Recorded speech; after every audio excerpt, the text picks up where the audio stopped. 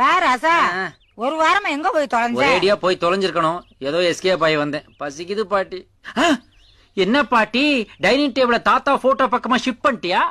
உங்க தாத்தாவுக்கு இன்னைக்கு நினைவு நாள மறந்துட்டியா? மறந்தே போச்சு. மசால் வடையை பார்த்தது மாதிரி ஞாபகத்துக்கு வந்திருக்கணும். சரி சரி, சீக்கிரம் தாத்தாவை கும்பிட்டு எனக்கு சாப்பாட்டை போடு. நல்லா இருக்குதே, கடையில வாங்கியிருக்கும் போது.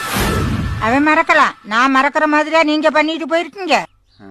வீட்டுக்கு காய்கறி போடுற பொம்பளையில இருந்து வீட்டை கூட்டுறது வரைக்கும் ஒருத்திய விடுறது இல்ல. என் அக்கா தங்கச்சிய மடக்கணதும் இல்லாம என் ஒண்ணு தக்காளி நீங்க விடல. உங்க தொந்தரவு தாங்க முடியாமத்தான் கடைசியில பாயாசத்துல வெச்ச வச்சு கொன்னு. பாட்டி, என்னடா நீ மனசுல நினைச்சது உண்மையா? தாத்தாவுக்கு நீ தான் பாயசத்துல விஷத்தை வச்சு கொன்னியா? ஆமாடா. தாத்தாவை பார்க்க உனக்கு பாவமா இல்ல பாட்டி? இருந்துச்சு. எப்போ? நல்லா இருக்கு, இன்னொரு கிளாஸ் கொடுன்னு கேட்டாரே அப்போ.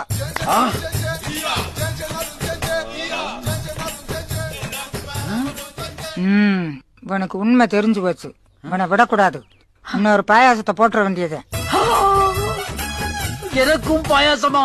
எஸ்கேப். பொம்பளைங்க மனசுல என்ன நினைச்சா நமக்கு என்ன? எதையுமே ஒரு அளவுக்கு மேல தெரிஞ்சுக்கிட்டா நிம்மதி போயிரும் போல இருக்கு. எனக்கும் இப்ப அப்படிதான் ஆயிப்போச்சு.